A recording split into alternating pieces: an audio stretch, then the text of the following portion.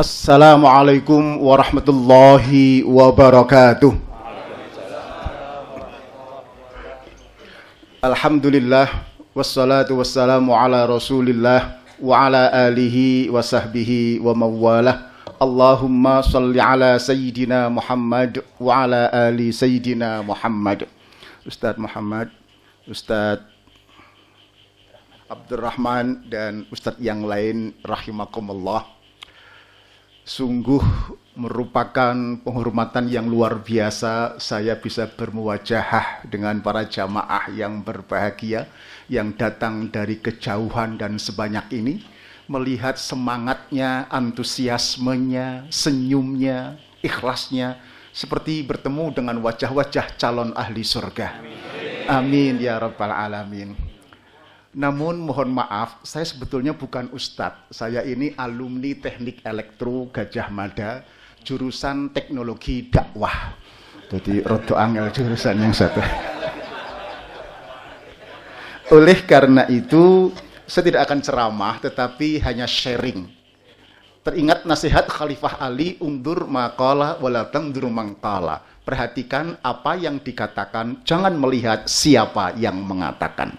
Jika ada yang benar, itu datangnya dari Allah. Jika salah, itulah kekhilafan kami yang memang masih dalam proses belajar dan terus belajar ini. Jamaah rahimakumullah. Pertama, saya ajak bersyukur di mana Allah telah memberikan kepada kita hidayah. Nikmat sehat, nikmat kuat, nikmat sempat. Kenapa saya tegaskan, biasanya saya yang satu ini agak lupa. Kenapa hari ini hidayah ini mahal? Betul? Mahal sekali. Banyak orang yang pinter, profesor, doktor, pinternya sundul langit, tampak kelihatan bodoh. Karena tertipu oleh tipuan-tipuan ala Dimas Kanjeng taat pribadi. Betul? Namanya saja sudah taat pribadi, itu nggak mungkin taat sama Allah. Lalu ya taat karpe dewe yang pribadi gitu ya. Kalau yang pernah melihat ILC, perhatikan, sungguh lucu, naif sekali, betul? Lulusan cum laude, doktor cum laude dari American University, betul? Lulusan terbaik Lemhanas, bahkan Presidium ITSMI juga. Kok bisa gitu loh, pasang badan mati-matian belani taat pribadi. Mending kalau sulapannya, tipuannya agak canggih, uang keluar dari mana itu tangan begitu, itu mending. Dan keluar dari jubah dari belakang, perasaku ya nggak usah taat pribadi, saya pun bisa itu. Saya nggak perlu jubah, katok kolor agak besar aja, itu bisa saya. Yang kedua, hidayah itu mahal. Hari ini banyak kiai besar, ya, ulama, profesor, doktor, tertipu mati-matian, ya, membela Ahok si penista Al-Quran. Lucu kan? Lucu sekali.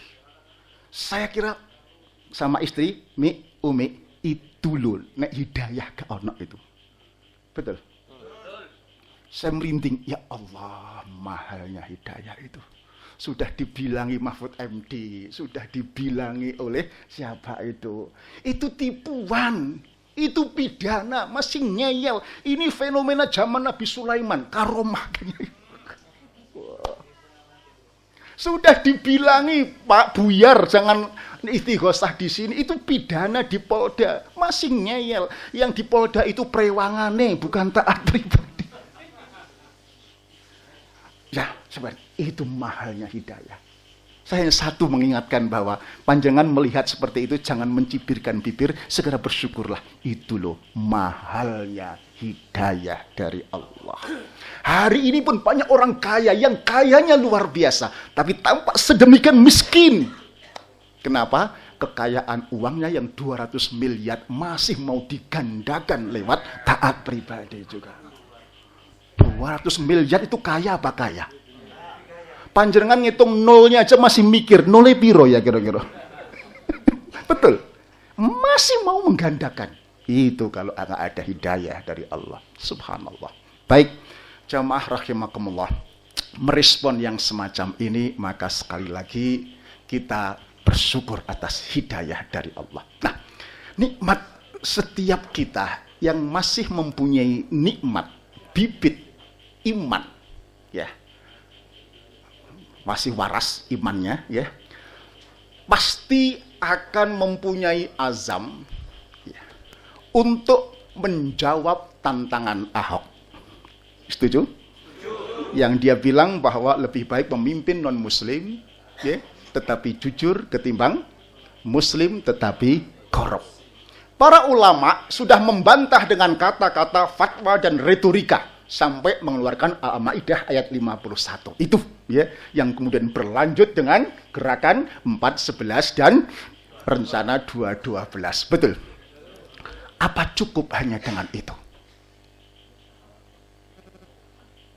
Ada langkah yang menurut saya lebih substansial, ya. Entah Ahok ditahan atau tidak, apakah kita sudah siap pemimpin yang ditantang oleh Ahok tadi, pemimpin muslim yang jujur tadi. Saya kira sekali lagi tidak cukup hanya dijawab dengan retorika dan kata-kata, tetapi harus dijawab dengan fakta dan bukti nyata. Mana anak-anak kita, ya, yang siap menjadi pemimpin bangsa ini. Saya kira kita telah konsisten rutin berdoa, Rabbana hablana min azwajina wa dzurriyyatina qurrata a'yun. Betul? Sampai di sini insya Allah doa kita sudah dikabulkan oleh Allah. Betul? Kita punya anak, punya cucu, ya. Alhamdulillah anak saya 6, cucu saya 2, hampir 3. Aduh, luar ketemu cucu itu lupa semuanya. Lupa tetangga, lupa mertua, lupa istri, lupa hutang gitu. Dekat sama cucu menggembirakan. Tetapi yang berikutnya, waj'alna lil muttaqina imama. Saya kira ini masih pertanyaan besar. Big question. Apakah ada jaminan bahwa anak-anak kita mampu sehebat kita? Ya subhanallah, waj'alna imam bagi orang-orang yang bertakwa. Saya kira ini PR besar kepada kita. Rata-rata insya Allah anak kita solih, tetapi mungkin belum muslih. Artinya solih bagi dirinya sendiri, tetapi belum menjadi muslih, penggerak. Ya kira-kira kader dakwah untuk sekitarnya, untuk lingkungannya. Tanda tanya besar ini layak untuk kita renungkan terus menerus. Mengapa? Karena banyak sekali beda ayah, beda anak. Betapa banyak bapaknya ahli ibadah, anaknya ahlul maksiyah. Ada? Subhanallah. Kakaknya pahlawan, cucunya pengkhianat. Ada? Ini jenderal, ini kopral, ini pemimpin, ini penjilat. Ada? Nggak jauh di lingkungan kita, ada yang kakeknya ulama besar, ayahnya juga tokoh besar, ya. Giliran sampai pada cucunya sudah tidak kelihatan kebesarannya, malah tidak mampu kiai, tidak mampu ulama, malah mampu narkoba. Ada? Na'udzubillah min dzalik. Sehingga wajar kalau kita berazam, bermimpi untuk menjawab tantangan Ahok dengan karya nyata. Mana anak kita yang waj'alna lil muttaqina imama tadi. Nah, harapan untuk jadi anak saleh dan muslih itu tidak salah, tetapi tidaklah mudah. Sekali lagi, tidak mudah. Saya katakan tidak mudah, sampai ada 3 tidak mudah itu. Tidak mudah 1, mengapa?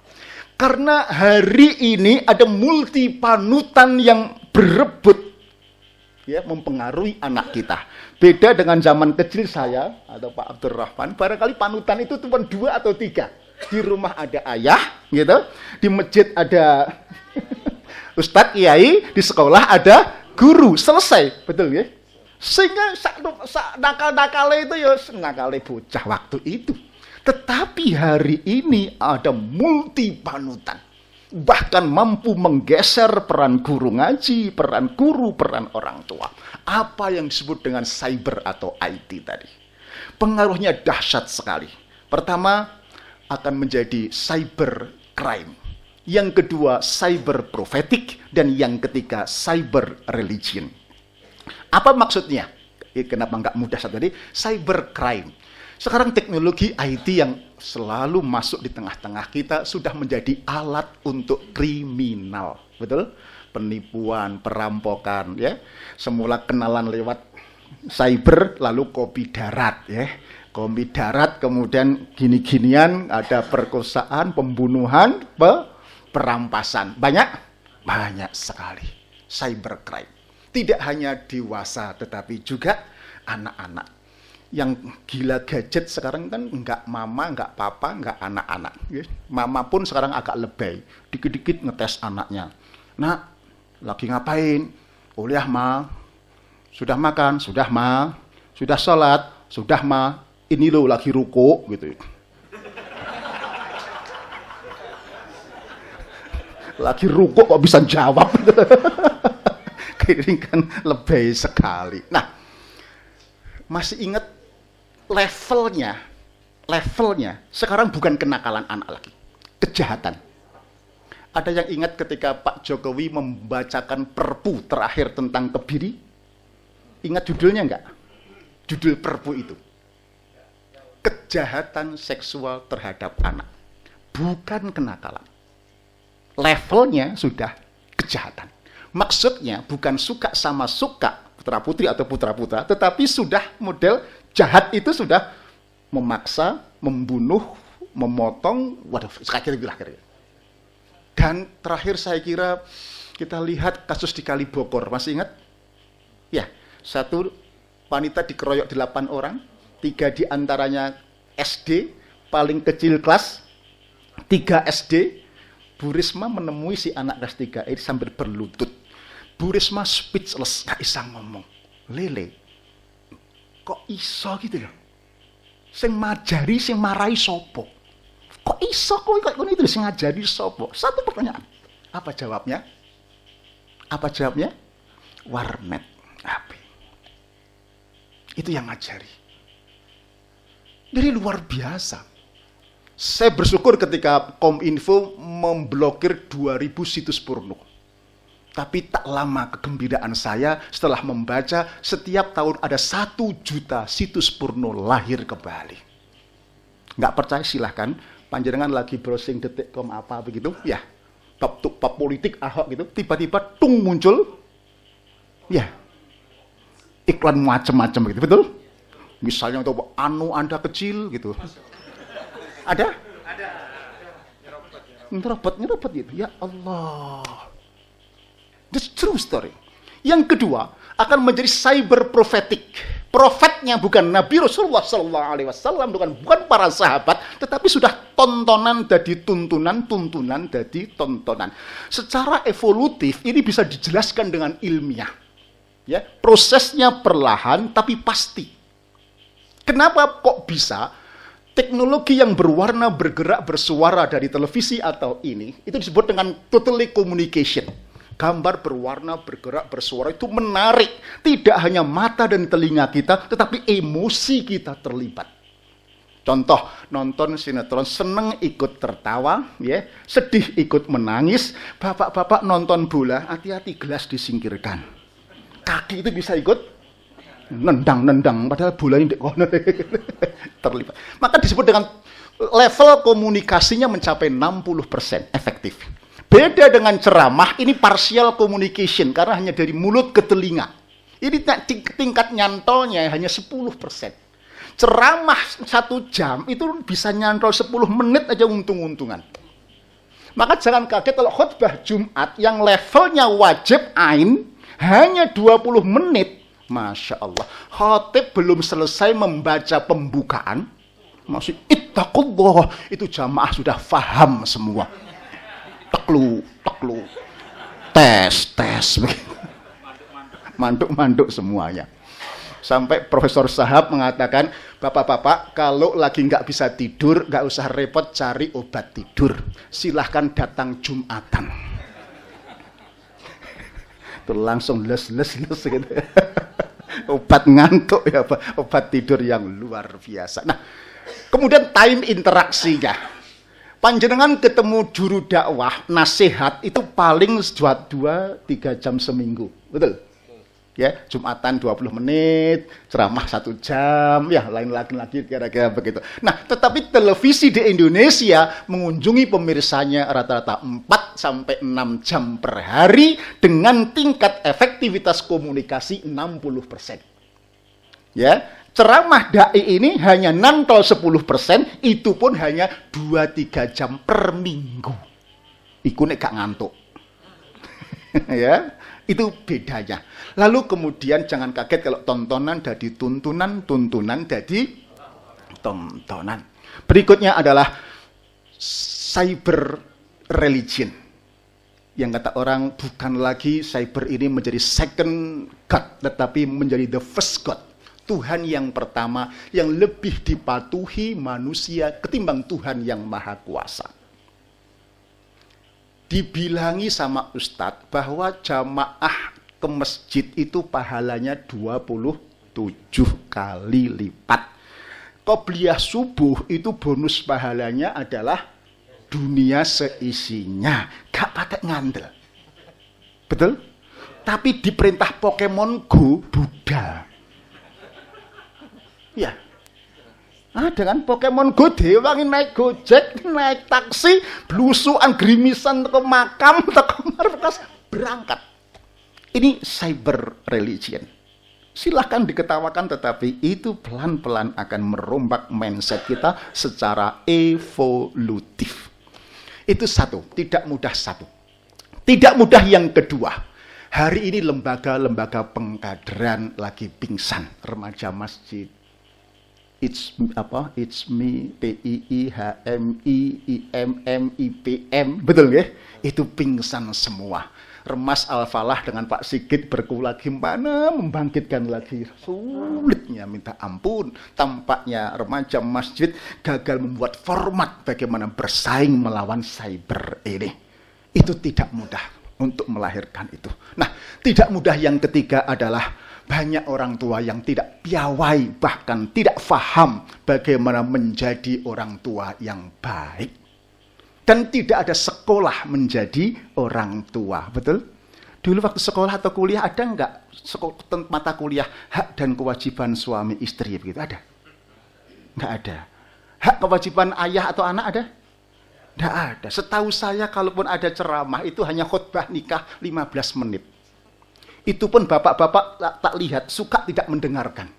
Kenapa? Karena bingung ngapalkan kobil tuh nikah supaya gak lali. Tibondo tuh lali tenan gitu. Sehingga ceramah khutbah nopo wis ngeblank. Karena gak piawai menjadi orang tua, maka pilihannya ada dua. Imitasi. Kalau bapaknya dulu galak, sekarang galak. Ayahnya dulu suka mukul, sekarang membalas suka mukul. Atau antitese. Antitese itu dulu hidupnya sengsara, menderita, dipukul ayahnya berkali-kali. Lalu dia bersumpah, cukuplah saya yang menderita. Anak saya jangan sampai sengsara seperti ayahnya. Lalu dimanjakan dengan serba ada. Dua-duanya tidak baik bagi perkembangan Ananda. Ya, jadi tidak piawai. Nah, contoh tidak fahamnya misalnya, ketika ditanya siapa yang paling bertanggung jawab melahirkan imam bagi orang-orang yang bertakwa. Siapa yang paling bertanggung jawab terhadap kenakalan anak remaja. Siapa yang paling bertanggung jawab agar anaknya tidak jadi Yahudi, Nasrani, liberal, atau fasik atau munafik. Siapa kira-kira yang paling bertanggung jawab? Kedua, orang tua. Ini yang saya kurang sepakat. Mengapa? Setahu saya dalam militer atau dalam juga Al-Quran, tanggung jawab itu tidak bisa dua orang. Ada? Siapa tanggung jawab komandan di Jawa Timur ini? Oh, 2 orang kan begitu. Bisa. Kalau 2 orang, gak urung nanti salah-salahan. Ya. Giliran anaknya pinter, terima penghargaan, piagam, sertifikat, wah itu anaknya ayah, betul? Anaknya bermasalah, suka berantem, rapotnya jeblok, itu anaknya ibu. Kok mau gitu loh.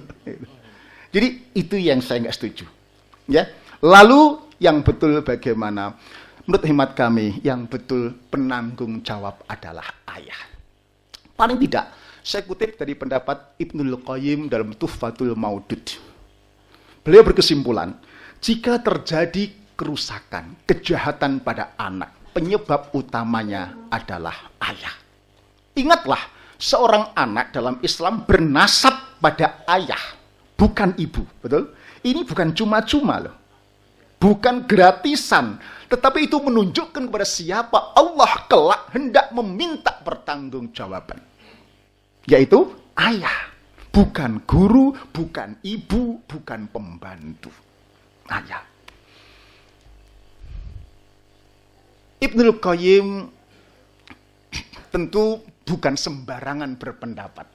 Diperkuat oleh penelitian Dr. Sarah dari Ummul Qura, ya, Mekah. Dia berkata, dia melakukan penelitian model pendidikan keluarga dalam Al-Quran. Kita tahu Al-Quran itu kan 2/3 terdiri dari kisah, betul? Nah, di balik kisos ini ada ibrah yang sering kita agak gagal menangkap pesan-pesannya. Nah, Ibu Sarah menunjukkan hal ini. Ya, diteliti ada 17 dialog antara orang tua dengan anak-anak, dengan Ananda, dengan anaknya. Ya. Yang menarik, 14 itu ayah dengan anak, hanya 2 ibu dengan anak. Satunya nggak begitu jelas. Kesimpulannya adalah, ayah harus lebih banyak berbicara, lebih banyak bekerja, mendidik, ketimbang ibu, ketimbang guru, ketimbang yang lainnya. Nah, diteliti 17 itu apa saja, 14 yang ayah itu apa saja. Misalnya, ada anak nuwakalnya luar biasa. Sampai bersaudara itu bunuh-bunuhan gara-gara rebutan calon jodoh. Siapa itu? Kabil dan Habil rebutan iklima. Masih ingat? Siapa yang berteriak mengadili? Ayah Adam, bukan ibu Siti Hawa. Betul? Ada anak yang mokong, diajak takwa nggak mau, diajak selamat naik kapal juga nggak mau, merasa sombong bisa berenang. Siapa yang berteriak? Bapak Nuh, bukan bunuh. Betul? Ada sekelompok kampung yang kemudian terkena penyakit LGBT. Siapa yang berteriak? Bapak Lut, bukan bulut. Dulu sudah ada LGBT loh ya, bukan sekarang saja. Ya. Ada kemudian seorang bersaudara 11 yang anak adiknya dan ganteng sampai jealous, yang kemudian dia masukkan ke dalam sumur. Siapa dia? Bapak Yakub yang berbicara, bukan Bu Yakub. Bahkan ketika Yusuf ini digoda oleh Zulaikha dalam Al-Quran, sempat dua-duanya kepingin. Masih ingat? Tiba-tiba Yusuf menolak. Apa yang terjadi? Apa yang terjadi? Tampak wajah ayah, ya, di dalam muka Nabi Yusuf langsung kekuatan wajah ayah itu bisa menahan Yusuf untuk tidak tertarik godaan Zulaikha. Ada yang kemudian mampu menanamkan semangat pengorbanan sehingga rela mengorbankan nyawanya untuk agama Allah. Siapa dia? Bapak Ibrahim, bukan Ibu Siti Hajar. Ada yang kemudian mengajarkan akidah, tauhid, ya. Kemudian sopan santun, meskipun ibumu menyuruh untuk musyrik, bagaimana sikap hormat kepada ibu, itu Bapak Luqman Al-Hakim, bukan Bu Luqman Al-Hakim, dan seterusnya, dan seterusnya. Artinya ayah harus lebih banyak bicara ketimbang ibu. Loh, faktanya kan ibu lebih banyak, apa ibu kurang? Oh, enggak. Ibu itu enggak kurang cerewet, bahkan sudah kebablasan rodok cerewetnya. Saking semangatnya, seringkali yang dicereweti ibu bukan hanya anak-anaknya, ya, sak bojo-bojone, sak mara tuwane kena kabeh gitu. Kenapa nggak cukup? Karena cerewetnya ibu itu treble. Treble itu nggak ada wibawanya. Gitu. Itu gak direken sama anak. Loh, anak saya yang ragil itu loh. Ibu cerewet itu datang dengan menari. Tung tung loh. Nak, ibumu bengok cerewet loh, kok malah menari. Iku nek lagu merdu dah gitu. Jadi cerewetnya ibu dianggap lagu merdu gitu. Contoh, ibu membangunkan subuh gitu. Sudah duduk begitu, ibu pergi geblak lagi gitu. Loh, boleh duduk lagi, ibu pergi geblak lagi. Coba kalau ayah. Ya. Kalau istri udah begitu, bah, anak bah, ya sudah. Aku bilang, subuh itu loh, sekali tak subuh nak, langsung dia pergi. Ya gak usah jauh-jauh lah zaman kita waktu kecil dulu. Kan sama. Alih-alih belum ada suara ayah, baru terompahnya sandalnya ayah mendekat. Tuk, selawari gitu. Betul. Yang ketawa-ketawa itu pengalaman kelihatan. Ya Allah. Ini kekuatan ayah. Nah, kenapa sekarang ada ibu dan sebagainya? Itu hanya boleh berbagi peran. Ma, Bu, Umi, Bapak rodok repot titip anak iyo. Peran boleh berbagi, tapi tanggung jawab tidak bisa dialihkan. Demikian juga sekolah. Pak Guru, Ustadz, saya nggak bisa lagi mengajar fisika, matematika, kimia, biologi. Waktu kuliah dulu ya diajar, tapi dulu nggak bisa, sekarang lupa. Titip anak saya, tolong diajari. Peran boleh dititipkan, tetapi tanggung jawab tidak bisa dialihkan, meskipun panjenengan sudah membayar mahal. Setuju? Tetap ayah. Nah, hanya bedanya ini, ayah kita zaman dulu masih peduli kepada kita, betul? Saya dulu maghrib itu diusir sama ayah, suruh, kalau diusir kemana? Nggak ada yang lain kecuali ke masjid. Oh, ada TV 1-2 km di kecamatan tok. Mesti ke masjid, baru boleh isya pulang, subuh diusir, pasti ke masjid. Saya ngaji, ayah sambil wilawiri begitu saya ngaji, itu masih dibetulkan. Le, iku matobi'i, le, iku hunah, le, iku ikhfa, itu masih peduli. Saya dengar kisah ayahnya Pak Abdurrahman ini, yaitu ketika beliau putranya sudah berkeluarga, ya, diajak ngumpul susah, ada sibuk sendiri-sendiri, sang ayah, yaitu hari Senin di rumahnya, hari Rebu di rumahnya satu, hari Rebu gitu. Ayah datang, ngajari, ngaji, ngasih PR buku untuk dibaca, minggu depan didiskusikan. Mana ada ayah sekarang seperti itu? Nah, nanti bagaimana Pak Rahman yang cerita? Ini dari ya Allah, ini saya kira konkret lah untuk menjadikan, mohon maaf, sosok-sosok seperti beliau dan bersaudara ini tentu bukan pekerjaan yang gampang. Butuh ayah yang luar biasa, bukan ayah yang biasa-biasa saja. Itu ayah kita dulu. Nah, persoalannya sekarang adalah ayah yang sekarang ini, menurut penelitian, bukan saya menuduh, engkau dituduh menguliti ayah. Ya. Ini menurut penelitian, ada 2 penelitian di Ummul Qura dan di UI Jakarta. Di Ummul Qura oleh Ibu Sarah. Kenapa anak nakalnya luar biasa? Ternyata ada fenomena ayah bisu.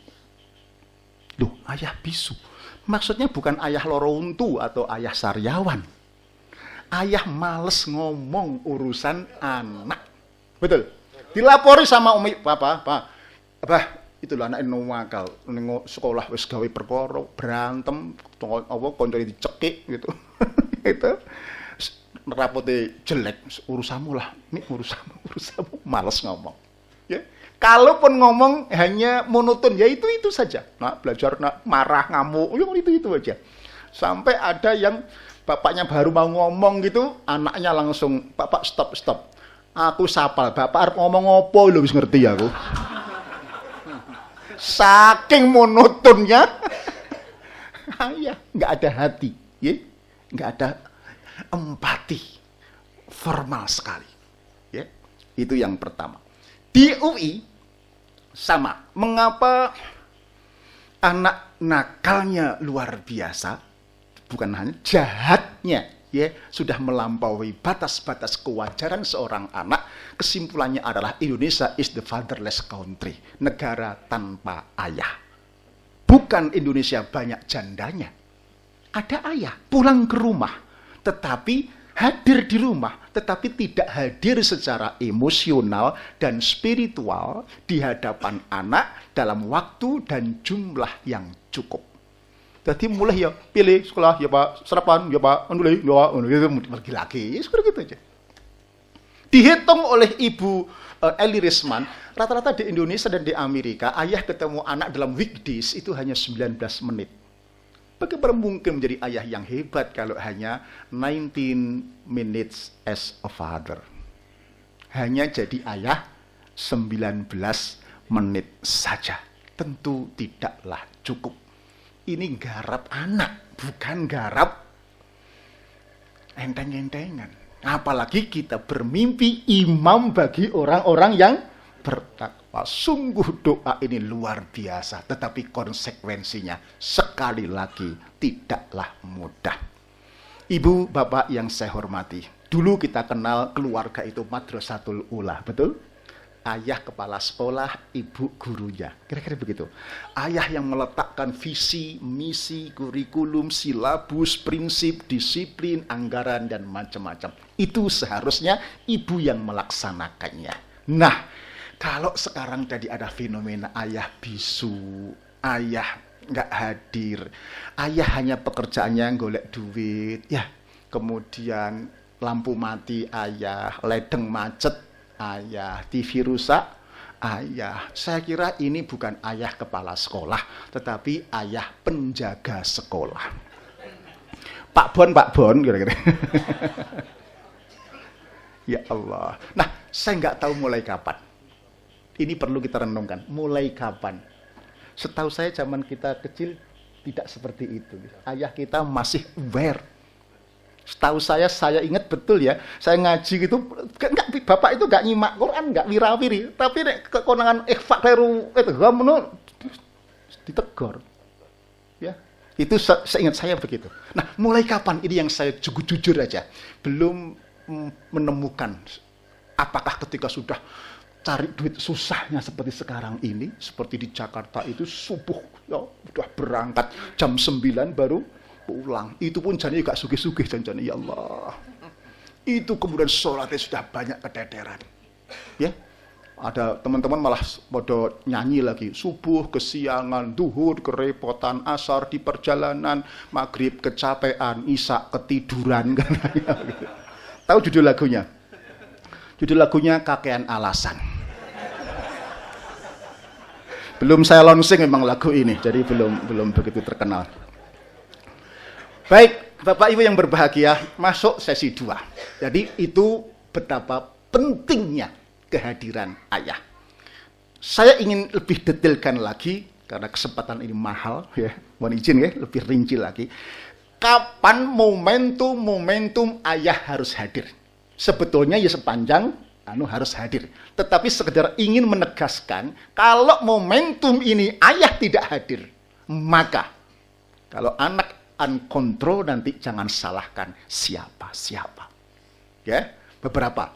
1, masa pembangkangan. Masa pembangkangan. Setiap anak ada.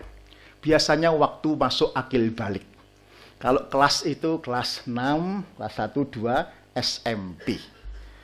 Kenapa masuk akil balik ada masa pembangkangan? Anak lagi mencari jati diri, mencari pengakuan. Lalu ekspresinya dia caper, cari perhatian. Karena cari perhatian dia suka berulah. Ulahnya itu macam-macam. Sing bal-balan bikin suara, sing mokong, bikin adiknya menangis. Kalau nggak nangis nggak lega. Setelah adiknya nangis, kakaknya ditangis lagi gitu, wah begitu ya. Kemudian dibilangi dia ngeyel, betul, bantah, ya, dipendeli mendelik, ya, dimarahi minggat. Satu kata kalau istilah orang Surabaya, bauencek nopol. Ada begitu? Ada yang merasakan aneh begitu pernah? Nah, kalau orang tua nggak sadar, ayah nggak sadar bahwa ini masa setiap anak akan mengalaminya, itu orang tua bisa gagap. Gagapnya begitu, loh nak, kamu mulai kecil nurut, sekarang kok berani bantah itu loh. Kamu itu anaknya sopo gitu loh. Lali anake dhewe padahal itu. Ya Allah. Ada begitu? Itu ayah harus hadir. Jika tidak, lambat treatment, jangan salahkan siapa-siapa kalau sampai kuliah dia masih membangkang. Loh, ada contohnya. Teman suami istri ketemu saya di Pertamina, anaknya sudah kuliah di UIN Usuluddin. Kurang apa coba? Tetapi masih mokong, masih bangkang. Dibangunkan subuh itu masih marah-marah. Padahal kuliahnya neng Usuluddin, lulus sarjana alam gaib itu. SAG. Kurang apa coba? Masih bangkang. Di tetangga ibu saya di Rembang sana, di desa. Anak tunggal, sekolah aliyah, ya. Tapi kalau minta uang maksa, ya, ayahnya tukang kayu. Kalau nggak dikasih, kaca pesanan dipecah. Ya. Terakhir lambat treatment juga, malah ya nggak tahu lah, bapak ya nggak paham. Di golek ini dongo ning kiai-kiai, terus apa diobong nih raja kon ngombek nih, aduh. Sampai bungkuk ya gak mandi-mandi, bukan itu masalahnya. Terakhir minta uang gak dikasih, bapak ditendang dadanya sampai masuk rumah sakit. Itu true story bapak yang cerita ke saya. Lambat treatment. Yang kedua, kalau kemudian salah sikap apa?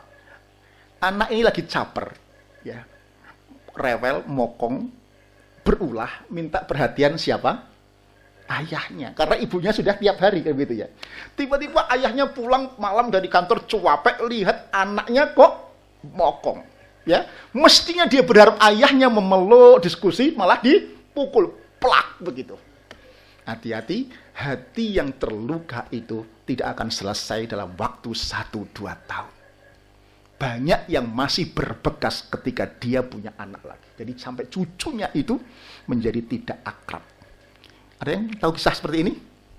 Jadi dia, si anak tadi, karena hatinya luka, dia lalu tidak akrab dengan si anaknya atau cucunya si anak tadi. Sampai ibunya menangis. Dan akhirnya terselesaikan ketika sang ayah minta maaf. Dulu pernah memukulnya, bla bla bla. Baru situasi agak cool. Itu pun sudah bertahun-tahun. Jadi luka itu tidak sembuh 1 tahun, 2 tahun. 1 generasi luka hati anak ketika situasi itu dipukul. Itu ternyata sampai demikian itu. Ibu, bapak. Nah, kalau ayah hadir, pengalaman saya 4-5 bulan selesai. Sedikit cerita. Anak saya, yes, biar gampang untuk cerita nanti. Anak saya nomor 5 namanya Nukman, temannya seangkatan dengan siapa? Yusuf. Dengan Yusuf. Ya Allah. Itu model belajarnya kinestetik. Itu intinya apa? Nek kon sinau wangi lepol. Diperintah ping 5 pindah tempat gitu ya. Kemudian berulah waktu kelas 1 SM. Berulah, Masya Allah. Ya, main sepak bola di rumah, dipecah kabeh to ya. Habis dilarang skateboard di rumah, ya nyenggol sembarang kali disenggoli kabeh to, pecah gitu ya. Selesai gitu adiknya dibully sampai nangis. Kalau nggak nangis nggak lega. Ya, selesai adiknya kakak perempuannya dibully, nggak nangis nggak lega. Gitu. Dimarahi ibunya mencicil, membantah. Gitu. Kemudian dibentak, ikut bentak. Ya, dimarahi minggat ya, pakai motor ibunya pergi. Ya, maghrib baru pulang. Pulang motornya ibunya sudah tidak karu-karuan. Ada logo Harley Davidson besar begitu. Ada sirinenya, ada lampu klip-klip di belakangnya begitu. Ibunya langsung nggak mau pakai lagi. Bah, urusanmu anakmu itu. Oke, tak temui, tak diskusi pelan-pelan. Tak lihat kira-kira dia talentanya, passionnya ada di mana. Dia kok suka beli sendiri toolkit. Ya, toolkit. Motor ibunya dirusak gak karu-karuan, gitu. Masih pinter bongkar gak iso pasang, gak jaga ya. Karu-karuan. Lalu tak tebak, oh dia itu kira-kira senengannya adalah dimodif motor mobil. Betul, ketika ada pameran motor mobil tak ajak lihat pameran. Wajahnya berbinar-binar. Sampai masuk pameran langsung foto, ngejak diskusi abahnya. Ya Pak, waduh gitu ya. Tak ladeni. Tetapi saya diskusi dengan dia bukan saya anggap anak kecil, saya anggap dia anak dewasa. Kalau kamu bisa memodifikasi dan kemudian klik dengan pembeli, itu mereka tidak sensitive price. Wah, apa itu? Tak cilik kelas cici tak sensitive price. Artinya dia tidak nawar-nawar, pokoknya cocok bayar. Kira-kira begitu, seneng dia. Ya. Nah, suatu hari saya nggak bisa berangkat, ada pameran begitu. Kamu berangkat sama ibu ya? Abah nggak bisa, ada ngisi pengajian. Nggak, Abah. Loh, kenapa? Nunggu Abah aja. Apa? Ya? Sama ibu aja, Po. Nggak mau. Loh, kenapa sih? Nggak level katanya. Ya Allah. Ibunya dibilang nggak level. Wah, metu sama ibu. Maksudnya, ibunya itu nggak level, diajak diskusi masalah modif motor, itu knalpot breng, kemudian velg racing, kemudian aksesori nggak paham ibunya, sehingga nggak mau belajar. Ya, kemudian saya ketika belajar lagi awal main golf, ajak driving, pukulannya juga bagus, dia seneng, enjoy. Nah, nggak lama Bapak Ibu, 4-5 bulan kemudian, si Nukman nggak pernah lalu keluar lagi. Sabtu Ahad itu habis cuci motornya, berdiskusi tengok-tengok di rumah, ada main, nonton TV, dan diem sampai sore. Ganti saya yang bingung. Loh, Nuk, kamu kok nggak pernah keluar? Bilang begitu. Kok nggak pernah jalan? Saya khawatir dia lagi ngedrop atau mangkel atau just nggak, Bah. Loh, kenapa? Kok enggak? Enggak. Loh, kenapa? Ya enggak aja. Enggak pengen tahu sih, Abah, kenapa? Sudah diajak Abah katanya. Sudah diajak Abah, selesai. Jadi betul asumsi saya bahwa dia itu cari perhatian. Ketika kita perhatikan dengan seksama, gak lama selesai persoalannya. Tetapi jika keliru mensikapinya, terlambat treatment, seperti yang saya ceritakan tadi, sampai di UIN juga gak selesai, ketika salah treatment dimarahi, luka hatinya sampai punya cucu, dia tidak dekat dengan cucunya, dengan anaknya. Ini semua kisah pengalaman, silahkan dibaca dalam berbagai referensi, persis seperti itu. Jadi satu, ya. Momentum itu ayah perlu hadir. Kenapa? Ibu gak cukup. Seperti saya katakan tadi, istri menyerah. Urusannya. Ya, memang ada yang macam-macam, ada yang gak nakal seperti itu, tetapi pokoknya ada. Ada yang mintanya macam-macam, ada yang manja, ada yang ngebosi, ya. Pokoknya ada masa pembangkangan itu. Silahkan dicermati. Baik, yang kedua, ayah harus hadir ketika anak menemukan, mengantar anak menemukan passionnya. Saya khawatir Bapak Ibu, kenapa anak-anak Muslim ini tidak ngetop prestasinya seperti di Jerman, orang-orang Yahudi, di Amerika, di Australia, di Denmark. Kenapa? Apakah anak-anak kita bodoh? Bodoh? Tidak. Pemenang-pemenang Olimpiade itu banyak dari Indonesia. Tetapi kenapa kok prestasinya itu datar-datar saja gitu, nggak ada yang top begitu. Kenapa? Saya khawatir kita tidak serius menemukan passion, talenta Ananda, sehingga kita gagal atau terlambat menemukan talenta ini. Padahal Allah serius, ya, menegaskan bahwa setiap anak ada keunggulan. Laqad khalaqnal insan fi ahsani taqwim. Sungguh setiap titah manusia aku ciptakan keunggulan, performance, ya. Sebaik-baik keunggulan. Takwim itu kan bukan hanya bentuk ya, tetapi ada kekuatan, ada keunggulan, ada potensi, kira-kira begitu. Tolong yang perlu dicatat, yang ahli belajar tafsir, saya bukan ahlinya. Sebelum Allah menyatakan ayat 5 ini, ya, ada Allah bersumpah dengan 4 ayat sebelumnya. Bisa dibayangkan apa yang terjadi kalau Allah bersumpah? Berarti menandakan betapa pentingnya statement di ayat berikutnya. Allah bersumpah tidak kurang 4 ayat.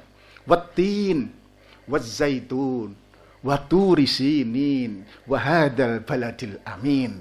Baru laqad khalaqnal insan fi ahsani taqwim. Artinya Allah serius.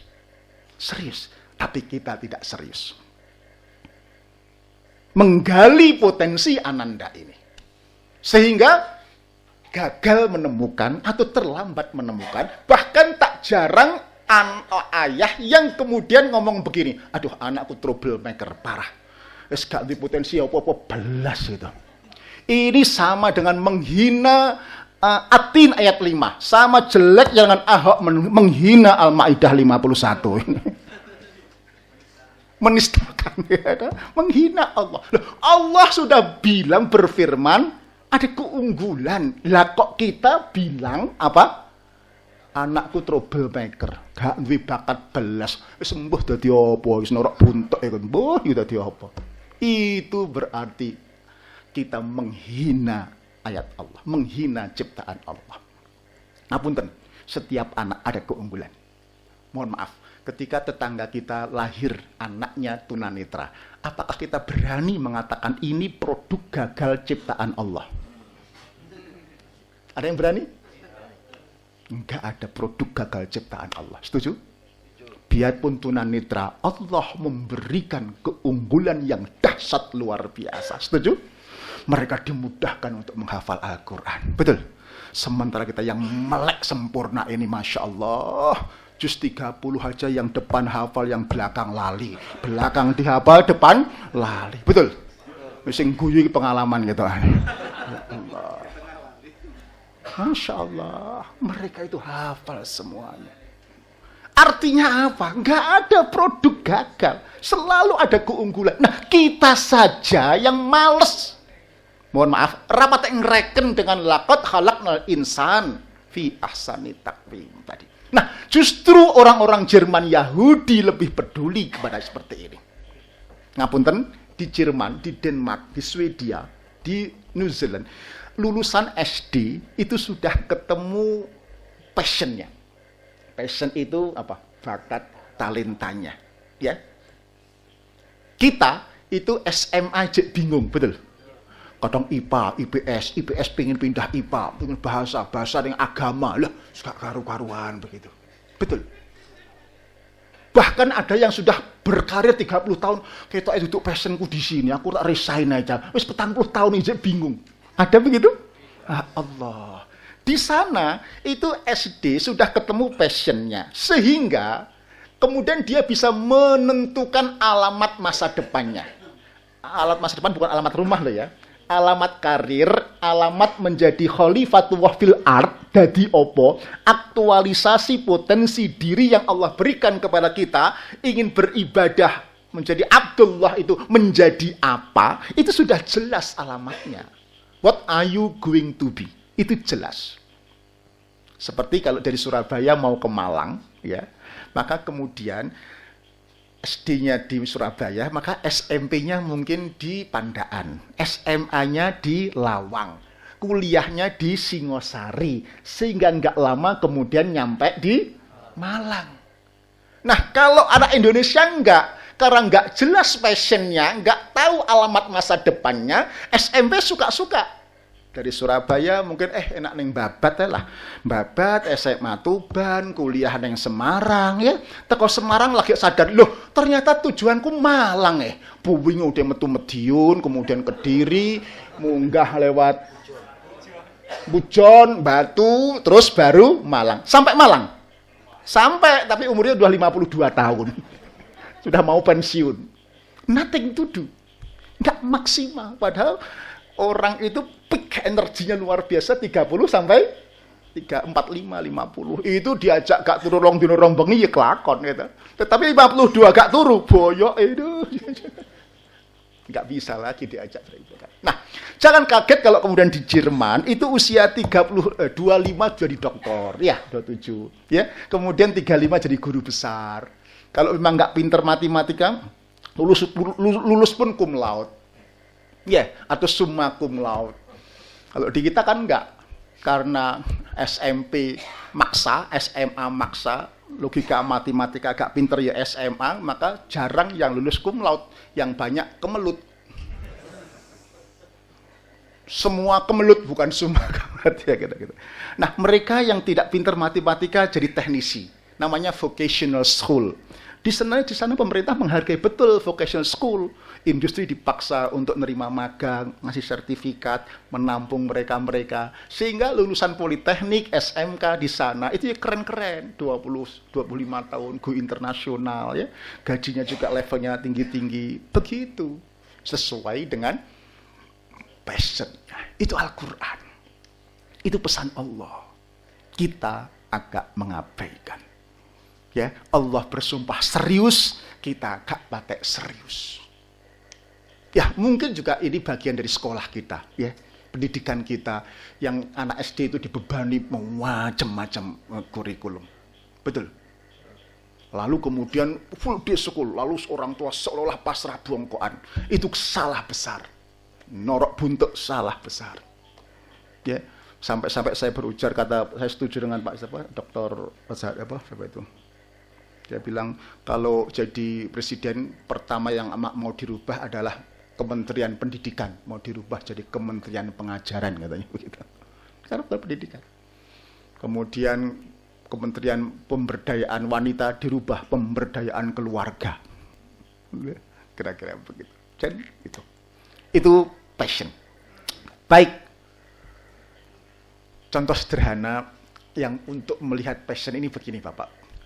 Temukan apa yang menjadi minat talenta anak kita sehingga kalau dia belajar tentang hal itu atau bekerja tentang hal itu enggak ada capeknya, enggak mengeluh, enggak ada capeknya. Kalau ketemu pasti anak kita tidak akan kemana-mana, pasti akan menjadi bintang juara di bidang yang digelutinya. Contoh anak saya yang pertama namanya Muti. Mulai SD sudah kelihatan pinter gambar, ya. Gambar orang itu komposisinya genah begitu loh ya, bagus. Padahal bapaknya, ibunya itu gambar bebek saja itu mesti hadap kiri. Nggak iso bebek hadap kanan nih loh, nggak iso. Orang sangguyu wong podo aja gitu loh. Iya kan? Kayak iso balik kanan nggak iso. Tapi ini anak sih pinter. Ya. Kemudian ketika dia milih ITB dan ITS arsitek, saya langsung tak iyakan. ITS diterima, ITB diterima, tapi ibunya milih ITS karena dia cewek. Sanawiyah aliyah sudah mondok. Nak, kamu wanita, apapun harus tahu urusan dapur, urusan pawon. Ya, dia nurut. Lulus arsitek terbaik, kemudian dia juga punya talenta bahasa, pernah menang lomba bahasa ke Perancis, S2-nya di arsitek juga, penelitiannya 6 bulan di Kumamoto, pulang S2 arsitek juga cum laude. Nah, saya bukan cerita yang ingin saya ceritakan, ketika tahun ketiga keempat di arsitek, setiap seminggu 2 kali, 2 malam, itu ada tugas perancangan. Dulu kan belum ada AutoCAD ya, masih pakai merancang bangunan itu loh Pak Muhammad. Jadi pakai lihat dari sisi kiri, sisi depan, atas, eyebet begitu. Itu semalam harus jadi dan dia semalam suntuk nggak tidur. Gambar proyeksi. Iya, gambar proyeksi, betul. Kita satu aja nggak jadi seminggu kan. Ini semalam harus jadi. Karena besok itu dia nggak tidur sama sekali. Kadang pagi-pagi mepet nggak sarapan, nggak mandi, langsung sholat subuh berangkat begitu. Sepanjang tahun dia nggak mengeluh. Sampai neneknya sendiri, ibu saya itu kasihan, itu ditugoi begitu. Karena nggak berani tidur di tempat tidur. Tidur itu di meja makan begitu. Bangun-bangun gambar lagi begitu. Gak mengeluh. Itu passion. Itu talenta. Ya, bayangkan kalau anak kita belajar itu gak disuruh, gak digaji, semangatnya seperti itu, bagaimana kalau menghasilkan? Pasti dia energinya luar biasa. Nah, maksud saya, menemukan talenta itu ada energi besar. Potensi itu kan kekuatan yang terpendam, betul nggak? Nah, ini nggak kelihatan, perlu digali. Nah, galinya itu butuh ilmu, butuh stimuli, butuh rangsangan. Ya, sampai buku saya yang ke-7 sudah ada judulnya, Gali Potensi Raih Prestasi. Ada ilmunya. Ya, ada stimuli agar kayak saya. Waktu golf saya itu dipuji oleh teman-teman. Wah, Pak Uda itu loh punya bakat terpendam soal golf katanya. Tapi sayang dikit, terpendamnya dalam banget. 6 tahun gak iso-iso katanya. Itu potensi. Jadi harus digali.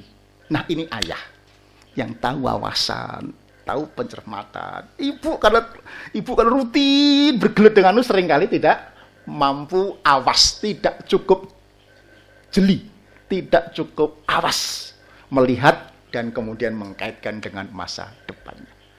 Ini passion. Nah, kalau ketemu ada energi yang luar biasa yang mengantarkan anak-anak kita menjadi bintang di bidangnya masing-masing. Nah, kalau bintang itu pasti di perusahaan pasti jadi paling nggak manajer, nanti jadi CEO. Saya kira kalau dia punya akhlak yang baik, itulah makna imam bagi orang-orang yang muttaqin, yang bertakwa. Nah, ketiga, berikut singkat-singkat aja, waktunya tinggal 10-15 menit, tinggal 10 menit.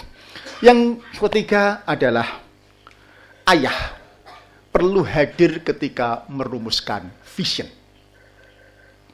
Saya khawatir anak-anak kita tidak jadi apa-apa atau jadi biasa-biasa saja karena tidak punya visi yang jauh ke depan. Bung Karno mengatakan, gantungkanlah mimpimu setinggi langit, kalaupun jatuh itu jatuh di antara bintang-bintang. Masih ingat? Ceblok itu yang bintang gitu loh, karena kita menggantungkannya setinggi langit. Sementara anak-anak kita nggak punya visi, atau kalau punya visi itu GC, gak jelas. Contoh, nak visimu dadi apa? Ya pokoknya pengen berguna bagi masyarakat, bangsa, negara, agama, mertua, tetangga. Ini contoh yang GC, yang gak jelas. Maksudnya alamatnya itu harus jelas.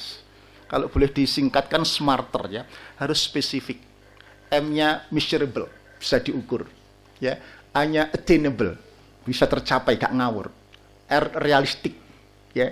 T ada timeline, kapan. Pengen 25 jadi dokter di bidang apa? Begitu, itu visi, ya. 30 pengen jadi pengusaha, omset 10 miliar misalnya gitu. Karyawan berapa? Itu seperti itu, ya. E exciting. Ya, karena sesuai dengan passion tadi, exciting. Dan R reward, ada reward, entah kepuasan, entah prestasi, entah uang, ada reward. Itu visi yang jelas. Bapak Ibu, di Harvard Business School, McCormack itu melakukan penelitian alumni tahun 79, ya, diteliti siapa yang punya visi, siapa yang tidak. Tercatat ada 3% punya visi ditulis, ya, 13% punya visi tidak ditulis, sisanya 64% GC, gak jelas, gitu, norok buntet. Nah Indonesia ya ikut aliran mengalir sajalah, gitu. Ya nggak bisa. Ya kalau air mengalir ke lautan, lah kalau air mengalir ke septic tank, masa mau ikut? 7 tahun kemudian diteliti alumni tadi, menarik. Yang 3% ditulis, ternyata penghasilannya 10 kali lipat ketimbang yang gak jelas tadi. Yang 13% yang punya visi tapi tidak ditulis, lumayan 2 kali lipat penghasilannya ketimbang yang GC, yang gak jelas tadi. Jadi punya visi itu bukan hanya terarah kemana dia melangkah, tetapi ada energi besar yang juga mengantarkan dia untuk tidak lelah mencapai visi. Nah, tentu visi ini jangan diintervensi oleh orang tua. Orang tua, ayah harus boleh menginspirasi, mengarahkan. Sebab kadang-kadang ada anak misalnya passionnya, potensinya A, ternyata dia minatnya B, ada begitu? Jadi dia sosial, tetapi gara-gara koncone diprovokasi teman-temannya, oh gajiku BUMN yang gajine dhuwur itu Telkom karo PLN. Akhirnya dia maksa sekolah neng elektro misalnya kan begitu. Jadi gak cocok dengan passionnya. Ada, harus diarahkan begitu. Dia hanya minatnya karena provokasi teman-temannya, bukan karena passionnya. Atau si anak passionnya A, tetapi bapaknya yang maksa jurusan yang lain. Ada? Dulu bapaknya mau masuk kedokteran, nggak diterima. Lalu sekarang anaknya dipaksa untuk mewarisi mimpi ayahnya. Dipaksa masuk kedokteran. Selesai lulus kedokteran, lalu ijazahnya dikembalikan. Pak, ini ijazah. Loh, ya untuk bapak yang nyuruh bapak kan? Ini saya tak buka bengkel mobil saja. Ada begitu? Banyak. Ini intervensi. Bukan seperti itu. Tetapi ayah harus inspiring, menginspirasi, memberi wacana, arahan, wawasan, sedemikian rupa sehingga seolah-olah visi itu menjadi milik si anak, bukan intervensi dari ayahnya. Nah, kalau panjenengan mampu menemukan ini, hasilnya akan luar biasa.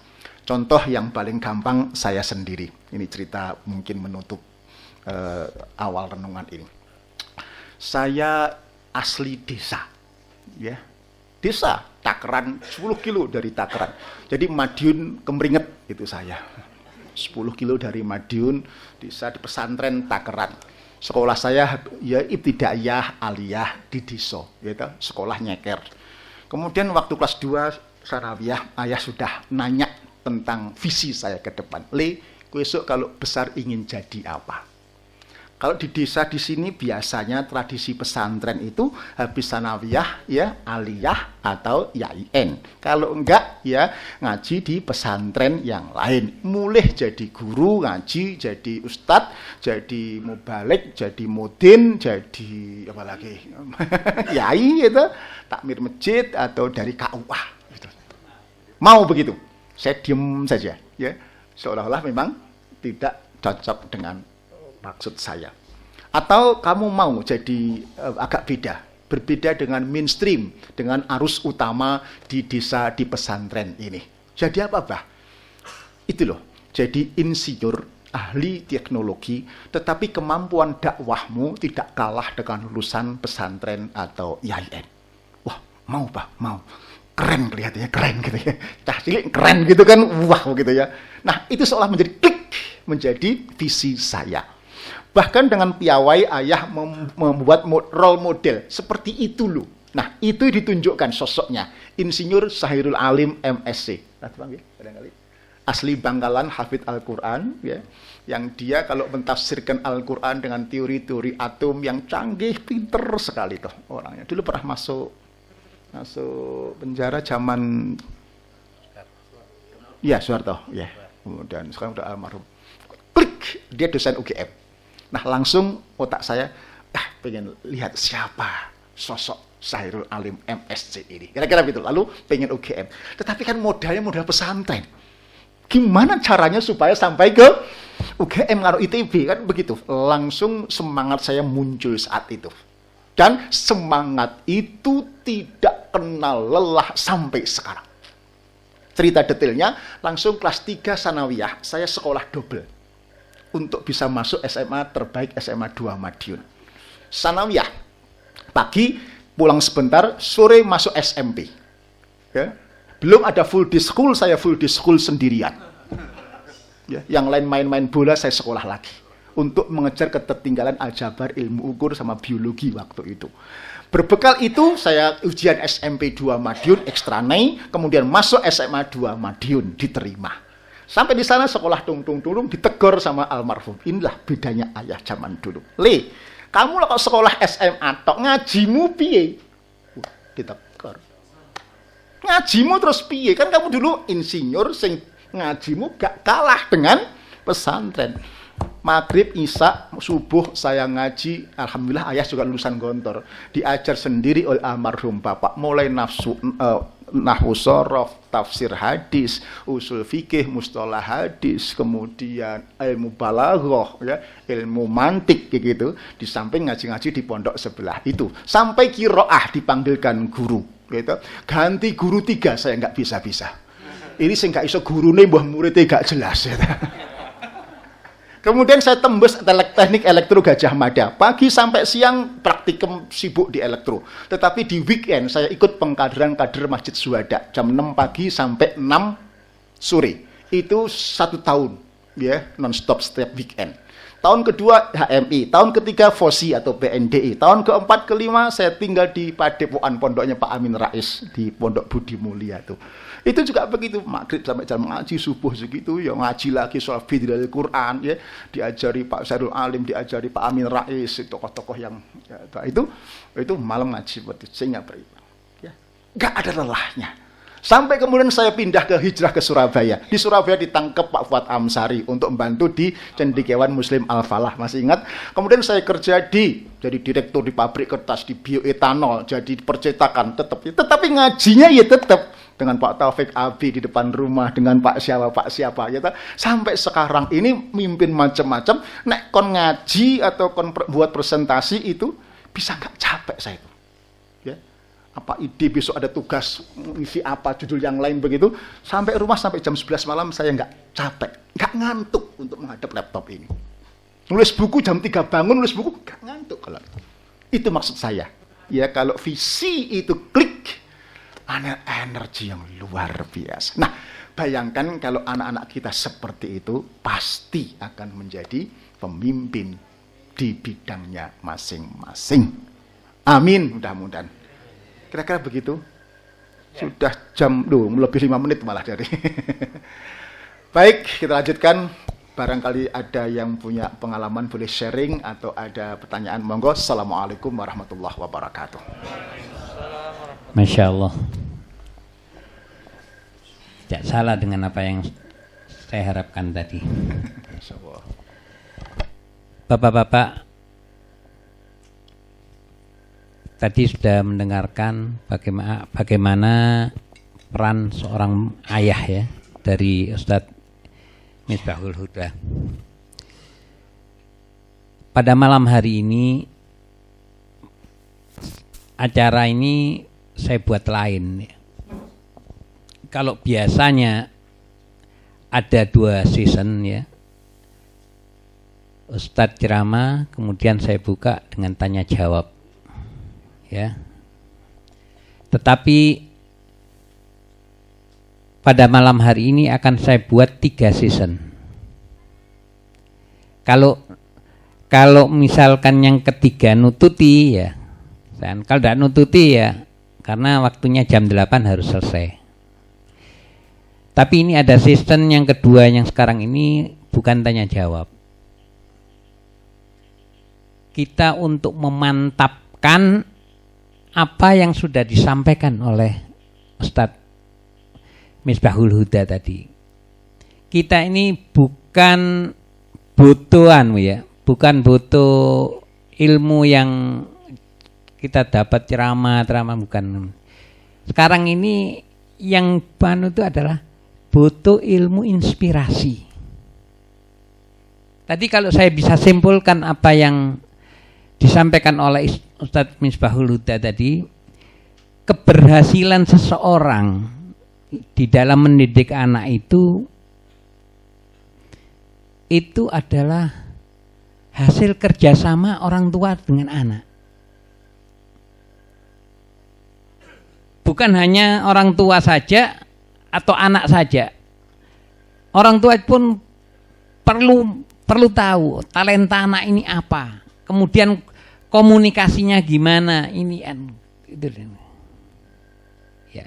Tadi kita sudah ketahui bagaimana ada dua contoh tadi, bagaimana Ustadz mengatasi anak ya. Kemudian bagaimana orang tuanya Ustadz bisa membawa Ustadz seperti sekarang ini. Jadi Ustadz Misbahul Huda ini bisa jadi begini, itu hasil inspirasi orang tuanya. Talenta, dia tanggap sekali terhadap talenta daripada Ustadz Misbahul Huda ini. Lah kita ini butuh pengalaman-pengalaman seperti gini nih. Untuk itu, saya yakin daripada kita-kita yang hadir ini mempunyai pengalaman masalah ini. Mempunyai pengalaman. Saya dulu itu orang tua saya itu begini, sampai saya yang didik saya caranya gini, sampai saya jadi pedagang, saya jadi guru, saya jadi ini. Berikan pengalaman itu kepada kita semua. Saya buka bagaimana apa pengalaman daripada bapak-bapak terhadap komunikasi. Mungkin Bapak berhasil mendidik anak seperti tadi itu, gimana caranya? Itu maksudnya. Silakan, Mbak.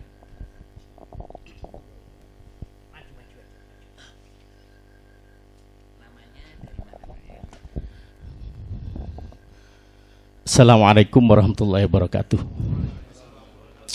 Saya Ma'ruf dari Mojokerto. Mohon maaf bagi semuanya kalau saya cerita. Sebenarnya hanya hari ini, yang kemarin-kemarin dihapus, nggak ada tanya saya. Jadi seolah saya baru bertanya hari ini. Tapi saya nggak bertanya karena Ustadz Abdurrahman berikan satu pengalaman begini. Ustadz, saya ini sudah rasanya 9. Seingat saya tidak pernah dituturi sama bapak saya, sama sekali. Mohon maaf. Seingat saya. Karena setelah saya mondok pulang, beberapa saat bapak mati ketika saya masih SD kelas 6. Sehingga saudara saya 9.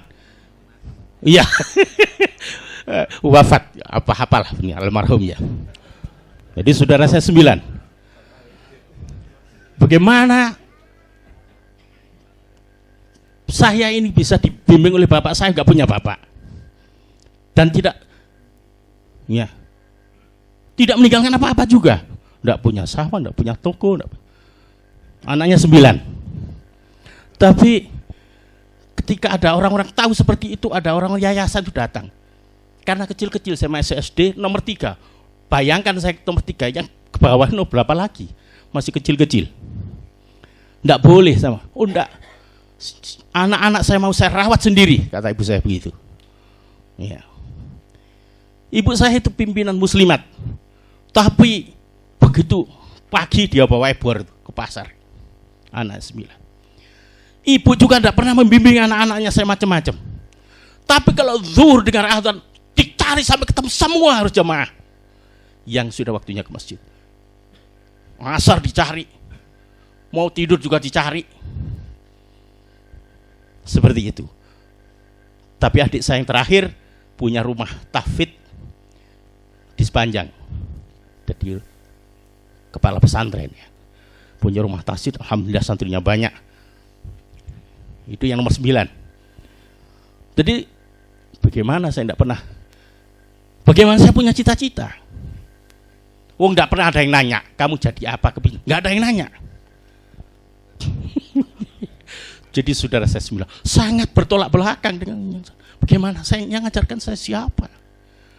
Tapi alhamdulillah, ibu saya bilang, nak, saya cuma bisa ngasih makan sama kamu, tapi kamu harus sekolah, bagaimana caranya?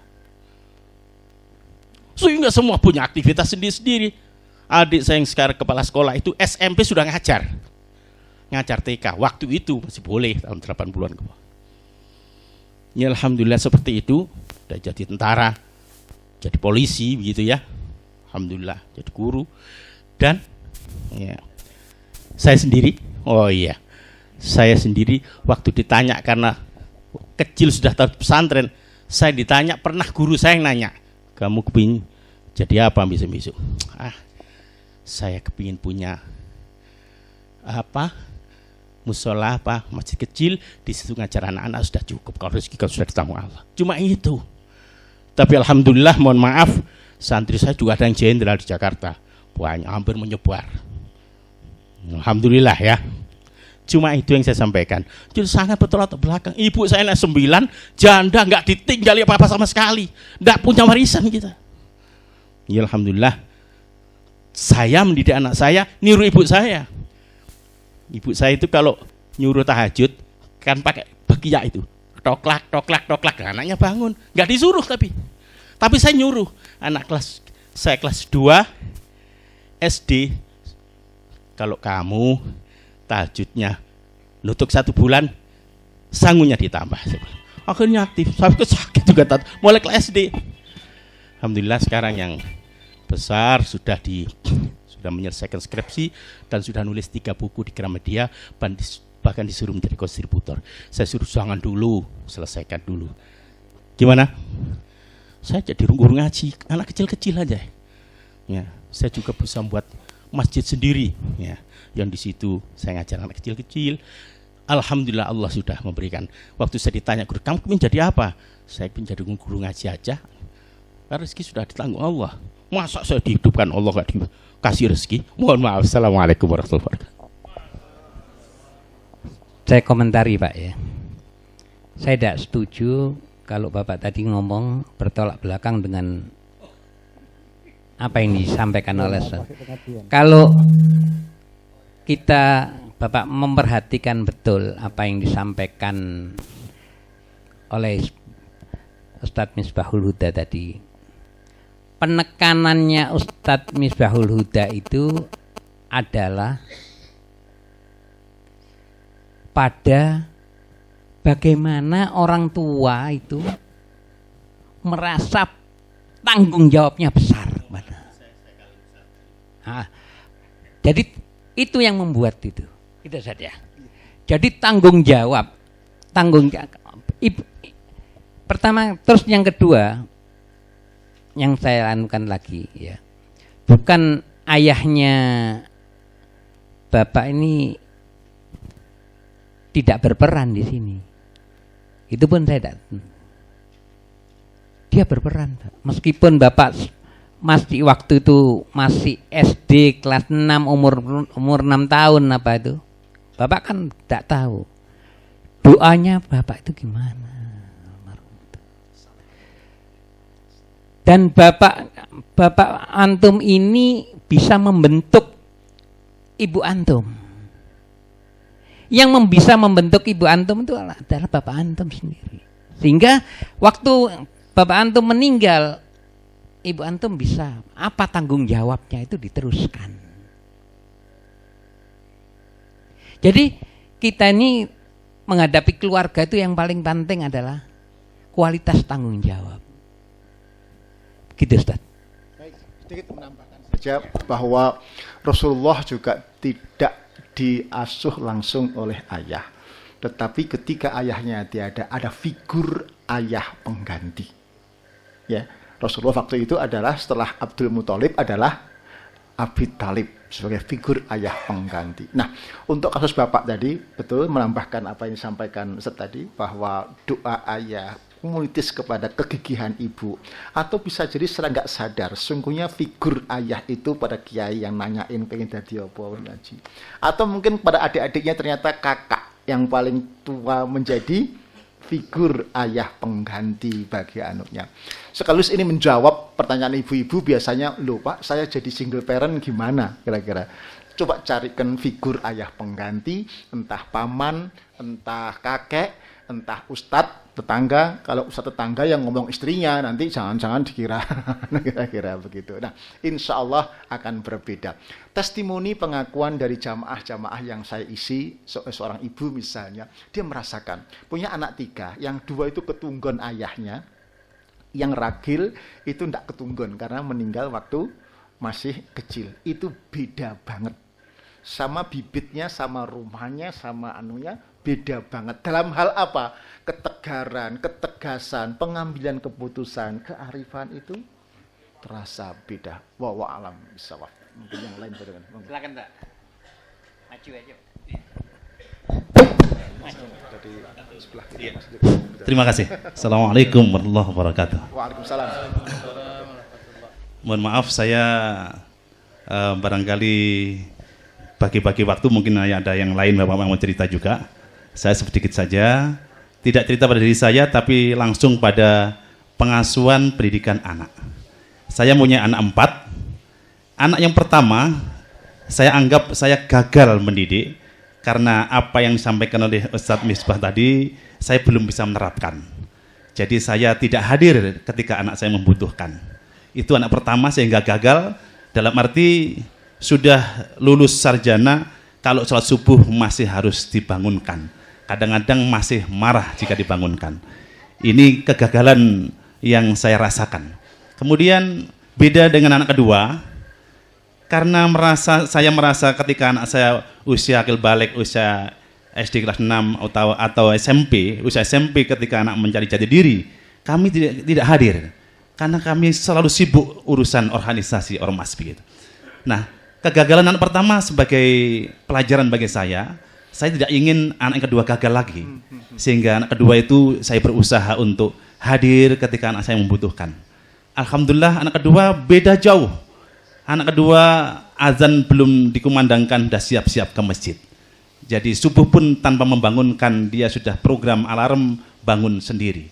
Ini karena ketika anak itu usia SMP itu kami bisa hadir untuk dekat dan bisa sebagaimana yang sampaikan tadi. Nah kemudian anak ketiga keempat ini jangan sampai gagal lagi dengan pengalaman anak pertama. Nah kemudian sekarang satu pertanyaan untuk Ustadz, bagaimana Ustadz bisa berhasil mendidik putra-putranya yang cukup banyak itu, karena saya juga masih punya anak ketiga keempat yang masih usia SD begitu. Sejauh mana peran ibu dalam hal ini? Saya tahu Nyun Sewu Ustadzah Herlina Fauziah yang sarjana matematik, tetapi putra-putrinya bisa sukses. Sejauh mana peran ibu? Ini mohon sedikit berbagi pengalaman buat kami. Terima kasih. Assalamualaikum warahmatullahi wabarakatuh. Waalaikumsalam warahmatullahi wabarakatuh. Langsung. Baik, saya kira pengalaman Ustadz ini luar biasa ya, menjadi testimoni kira-kira ya. Jadi ketunggon satu bibit, satu ayah, satu ibu yang kakaknya kurang ketunggon, kurang hadir ya, itu hasilnya, yang adik-adiknya hadir itu hasilnya. Jadi ya, bukti lah kira-kira begitu ya, proven. Memang pelajaran beda banget ya, hadir dengan tidak hadir. Ustadz tadi testimoni yang menarik menurut saya. Soal peran ibu, betul. Sampai sebelum ayah saya nulis buku ini, ada buku sebelumnya yaitu Umi Insight. Peran ibu sebetulnya memang luar biasa. Tetapi bahkan cerita banyak ibu-ibu yang tanda petik perkasa ya, ditinggal ayah tetapi komitmennya luar biasa. Tetapi tentu saja betul Pak Arhaman, itu tidak bisa lepas dari bagaimana sang ayah menanamkan seperti itu. Nah, peran ibu tentu hampir sama kesimpulannya dengan Pak Arhaman, komitmen, tanggung jawab yang besar untuk all out, totally demi anak. Ya, satu contoh misalnya saya ceritakan di buku Umi all out dengan anak-anak. Ketika saya masih aktif direktur utama di percetakan, itu hampir setiap 5 tahun sekali ada fasilitas ke Jerman untuk pameran percetakan di Düsseldorf. Ya. Saat itu kemudian ada undangan berdua, ditawari sama istri total free, keliling di Eropa, bahkan sampai ke Eropa, ke daerah Balkan, Eropa Utara. Saya tawarkan ke istri, ya, tapi nggak mau berangkat. Apa alasannya? Anak saya nomor 2 waktu itu pas Mei mau ujian SD. Sebetulnya ujian SD wong lulus, wong anakku juga ranking 1-2 gitu loh. Ditinggal pun juga nggak ada masalah. Tetapi ibunya tidak mau anaknya ujian tidak, atau dapat beban tidak mendapatkan pendampingan dari orang tuanya. Lumrahnya istri berangkat, itu lumrahnya istri. Tapi ini istri yang nggak lumrah. Kemudian tahun berikutnya, 2 tahun kemudian saya dapat fasilitas lagi, Tour de Cina, muter Cina, gitu. Free berdua, Mi, tak tari lagi. Di dasar anaknya kayak genti, sekarang anak nomor 5 mau ujian SD lagi juga gitu. Sebetulnya ya lulus, juga di Al-Hikmah juga lumayan baik nilainya itu, nggak mau berangkat lagi. Ya, untuk nunggu anaknya yang ujian SD tadi, saya hormati. Ya, itu totally. Yang kedua, kebanyakan wanita, ibu, ya, kelas menengah adalah nggak tega untuk memberikan treatment kepada anak-anaknya, sehingga anak banyak dimanja. Padahal semua orang tua pengen anaknya tahan banting, betul? Tahu cara sederhana untuk ngetes bagaimana anak kita tahan banting atau enggak? Tahu caranya? Sederhana. Apa itu? Ya dibanting.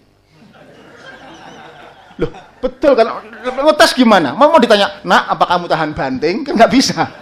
Dibanting sesuai dengan perkembangan usianya. Nah, ibunya anak-anak tega. Sampai di buku ini tak tulis judulnya ada, orang tua harus menjadi raja dan Ratu tega untuk membanting tanda petik anaknya diuji sesuai dengan perkembangan usianya. Contoh, di rumah saya menerapkan hidup sederhana, ya, soal makan, pakaian, kendaraan. Soal makan saya juga berbiasa sederhana. Kalau makan saya itu nggak suka iwak-iwakan. Nek iwak temenan rodok doyan biasa. Iwak kertas, iwak plastik itu saya nggak begitu suka. Pakaian, kendaraan. Anak saya 6. Itu sekolah Al-Hikmah semuanya. Anda tahu Al-Hikmah kan? Itu kayak showroom mobil mewah.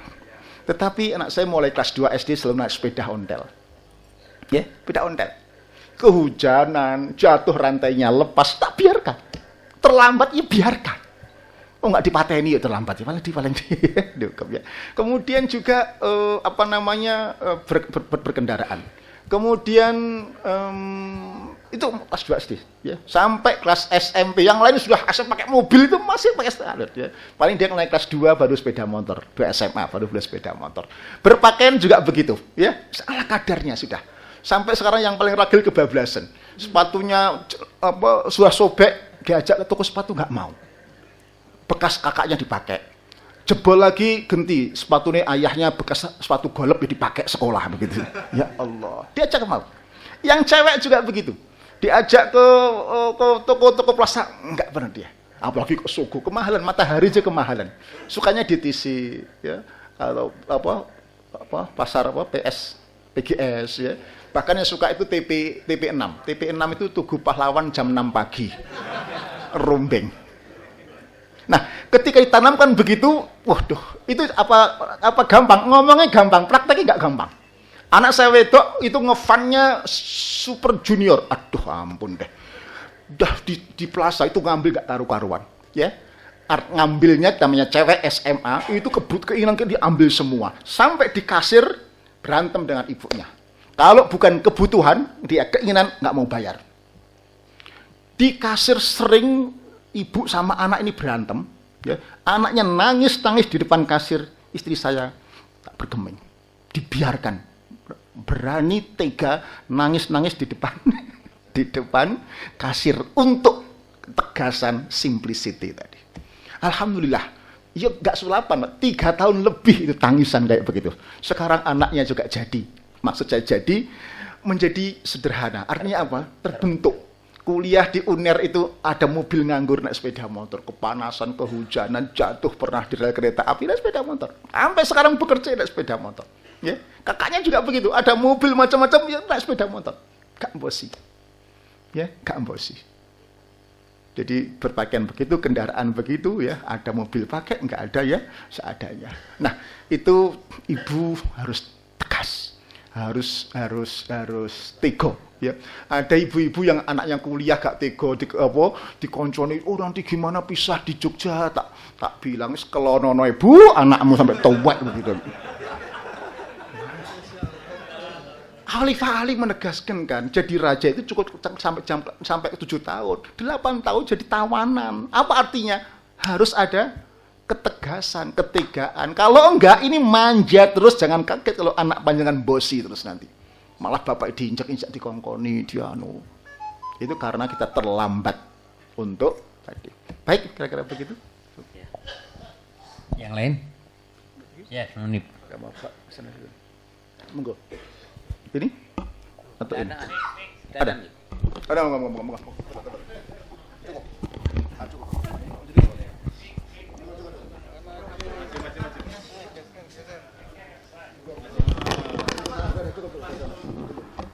Assalamualaikum warahmatullahi wabarakatuh.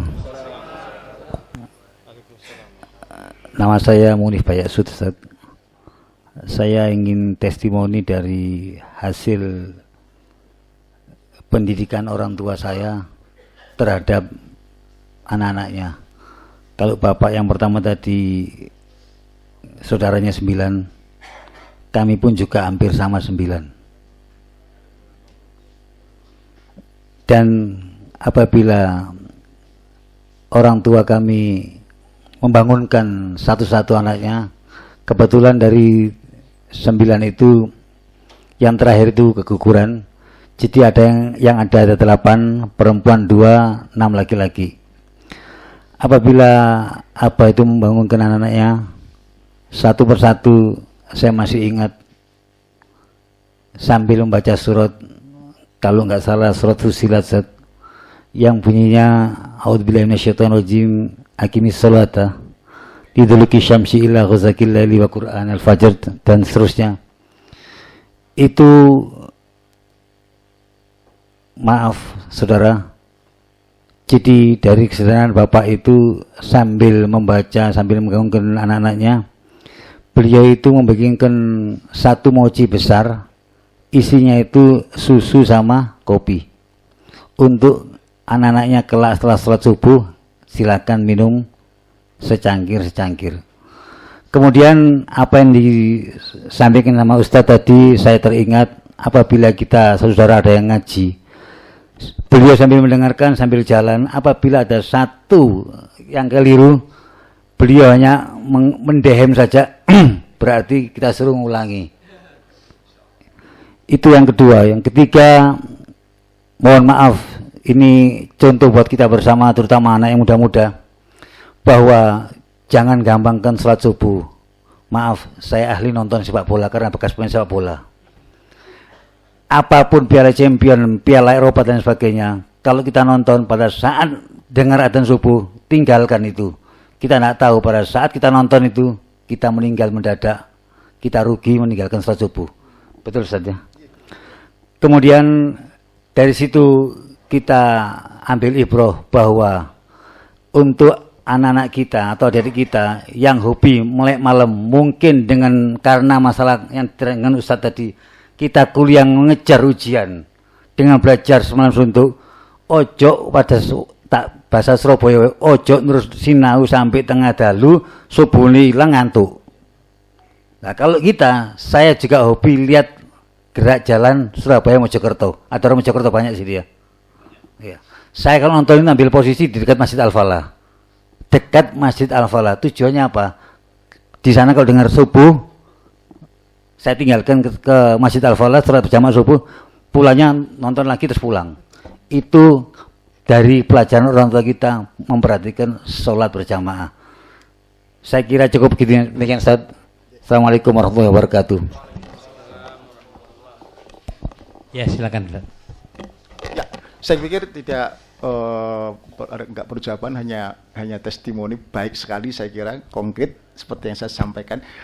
Sebelum lupa satu hal, ini berlaku tidak hanya untuk para ayah muda, tetapi juga untuk para kakek. Kenapa? Sekedar reminder, peringatan, banyak kakek merasa anaknya sudah menikah semua, merdeka.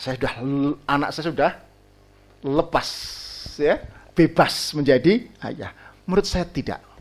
Rasulullah juga menjadi kakek yang baik. Maksud saya, kita boleh sedikit agak lega kalau sudah istiqomah mengawal anak kita soleh dan solihah sampai usia 70 tahun.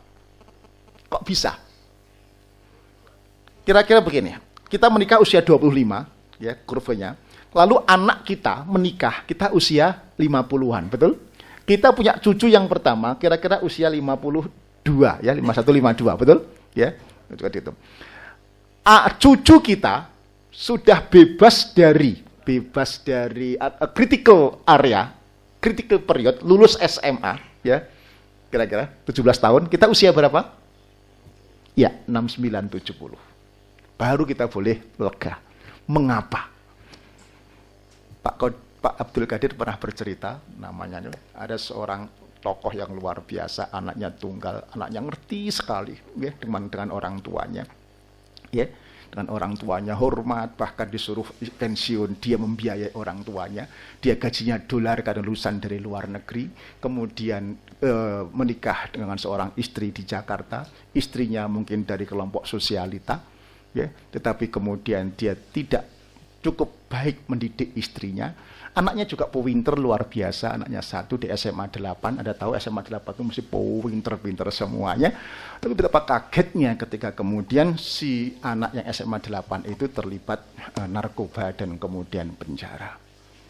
Si menghadap Pak Qadir, saya gagal Pak jadi kakek, saya gagal membangun rumah tangga. Nah, ini Tentu kalau yang cerita Pak Kadir saya yakin ini bukan ngarang.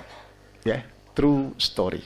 Jadi jangan merasa sudah jadi almentas kemudian kita lepas merdeka bebas. Jadi apa yang saya sampaikan berlaku untuk para kakek dan para nenek. Mekaten. Sebelum yang lain, barangkali mohon kalau berkenan Pak Abdurrahman juga lebih bertestimoni, bercerita bagaimana ayah dulu mendidik Ustaz Abdurrahman dan keluarga yang hebat-hebat ini. Kita perlu ibrah kan ya. Ini kalau Pak Abdurrahman berkenan. Baik. Saya mau sedikit berbicara mengenai orang tua saya. Saya 7 bersaudara, 5 laki-laki, 2 perempuan.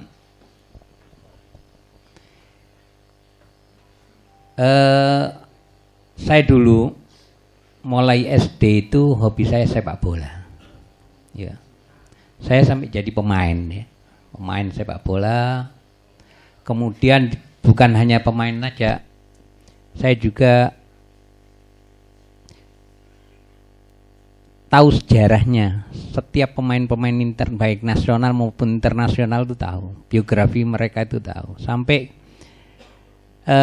berapa di klubnya dapat tawaran itu nilai transfernya berapa itu tahu.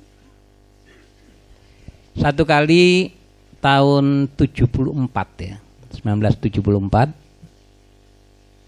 itu ada final Belanda lawan Jerman. Belanda Jerman. Oh, ini idola saya semua di situ. Di rumah tidak ada TV. Akhirnya main waktu itu Ramadan, main jam 12 ke atas mainnya itu. Akhirnya sore mencari rumah tetangga atau yang ada TV-nya. Sudah itu tengah malam saya keluar, ambil kunci keluar. Sudah tidak kuat. Ini anu saya nih. Ya, sudah kerja. Saya keluar, di rumah hanya ada saya, saudara laki saya 1, kemudian ayah saya sama ibu saya. Yang lain sudah berkeluarga semua. Akhirnya saya nonton, sudah lupa, melihat mereka ini lupa semua. Dan asik, sudah betul-betul, karena saya juga pemain ya, jadi saya bisa menghayati menikmati sekali permainan sepak bola itu. Emosionalnya tinggi sekali. Sampai 2 kali 45 menit draw. Tambah 2 kali 15 menit. Draw lagi, tambah adu penalti. Setelah adu penalti sudah dekat subuh. Dekat subuh pulang saya. Begitu saya buka pintu masuk tengah rumah, papasan sama ayah saya bangun malam. Tahuan. Ditanya, dari mana Abdurrahman? Ya saya jawab, saya habis ngelihat sepak bola. Sepak bola? Ini Ramadan, katanya dia gitu. Sudah, jangan tidur lagi. Kamu bantu ibumu di dapur menyiapkan sahur. Ya. Saya sudah di dapur tuh sudah capek. Sudah bantu. Ada amben di dapur itu ya, saya bilang sama Mi, saya duduk ya Mi. Ya wis duduk aja. Ya wis. Akhirnya sahur, waktu sahur saya dianu sama Umi, dia ikut sahur. Ayah saya diam aja. Setelah itu sholat di masjid, pulang dari masjid saya didudukkan. Kamu dari mana tadi, Bang? Saya bilang saya lihat sepak bola, Bang. Ya ini cuma 4 tahun sekali, saya bilang gitu. Kebetulan yang main itu Belanda sama Jerman. Sama Belanda, Jerman. Apakah kau tahu siapa mereka ini? Dia tidak pakai marah ya. Jadi pendekatan sama pendidikan ayah ini tidak pernah saya melihat ayah saya marah. Tetapi dia memberikan sama saya dengan kekuatan komunikasi. Kekuatan komunikasi aja.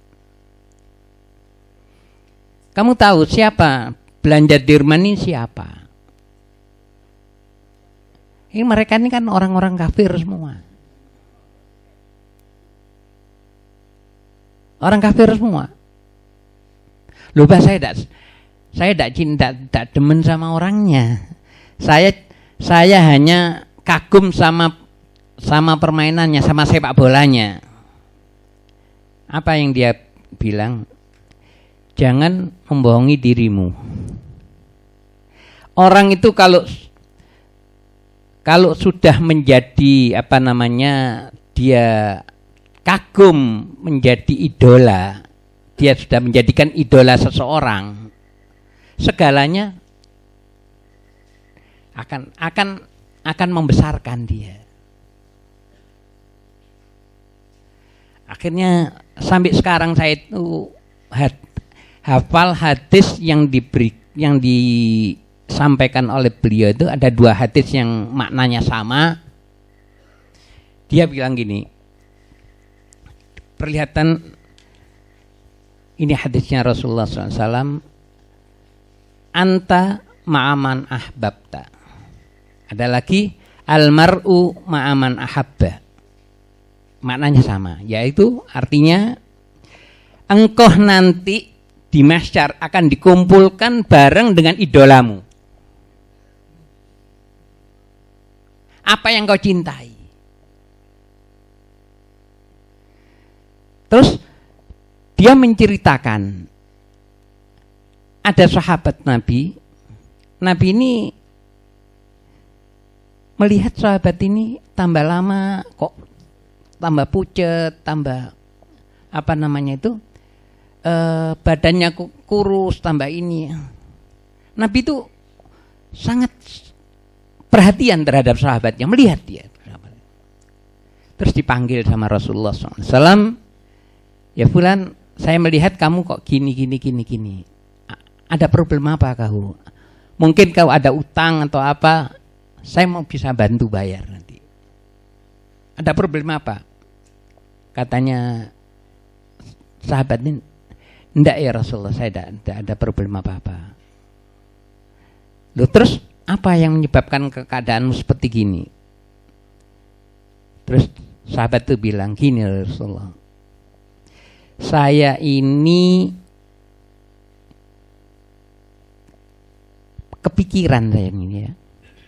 Apa yang saya pikir? Bagaimana kalau engkau ya Rasulullah meninggal dulu? Atau saya meninggal dulu? Saya sudah tidak bisa ketemu lagi sama engkau. Sudah tidak mungkin ketemu lagi. Kamu engkau ya Rasulullah di surga, ya. Saya kalau misalkan ditakdirkan masuk surga, tingkatanmu ya Rasulullah di mana dan saya di mana? Tidak bakal ketemu lagi. Ini yang buat pikiran saya. Jadi dia cintanya menjadi Rasulullah ini menjadi idolanya luar biasa. Satu hari tidak ketemu Nabi itu menjadi siksaan buat dia. Akhirnya dari anuan orang ini turun ayat Quran yang menganukan, saya lupa ayatnya itu ya, mungkin ada yang menganukan bahwa ada kalimat ma'an nabiyyina was-siddiqina wasyuhada was-shalihin wa hasuna ulaika rafiqa. Itu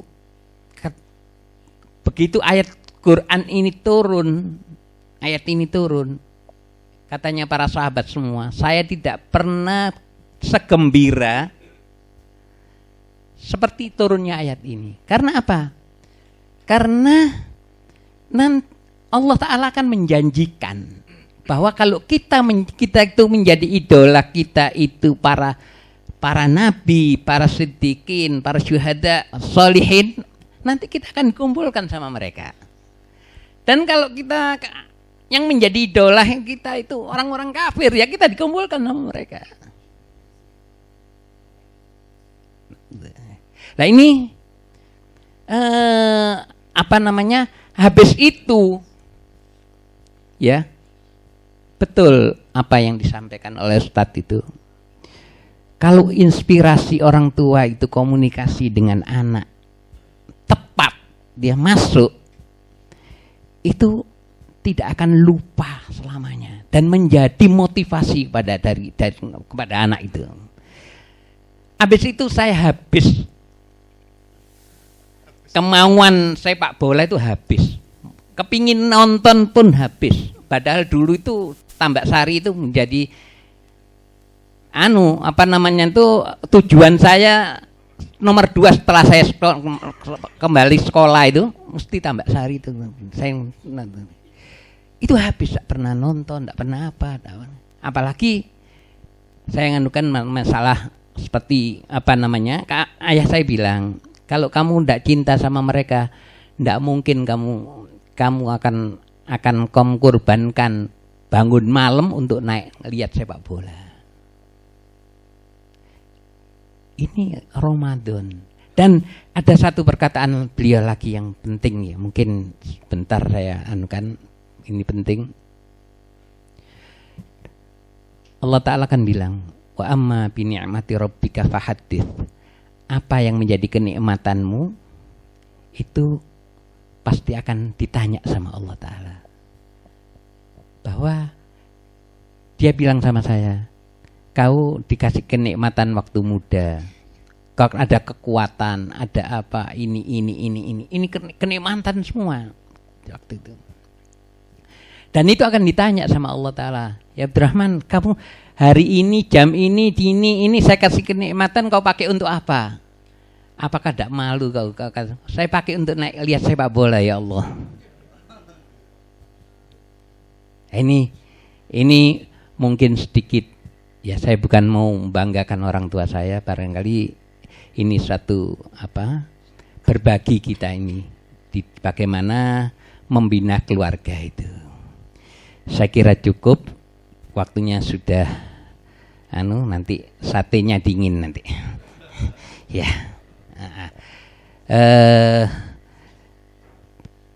Saya terima kasih ya kepada bapak-bapak yang telah menginfakkan untuk saudara-saudara kita di Rohingya ya. Mudah-mudahan amal ibadah bapak-bapak berupa infak ini diterima oleh Allah Subhanahu wa taala. Amin. Dan mudah-mudahan apa yang telah disampaikan oleh Ustadz Misbahul Huda serta inspirasi daripada beberapa teman kita itu menjadi pelajaran penting buat kita insyaallah. Dan untuk menutup pengajian ini, saya akan insyaallah kita berjumpa bukan tanggal 31 Desember ya. Karena 31 Desember itu nanti yang luar kota sulit ke sini nanti. Iya. Oleh karena itu saya majukan tanggal 24 Desember. Saya majukan 24 Desember. Ya. Jadi daripada kita tahun baru di jalan, ya lebih baik kita majukan aja. Insya Allah akan diisi oleh Ustadz Dr. Mu'inuddinillah dari Klaten. Ya. Demikian yang bisa kami sampaikan.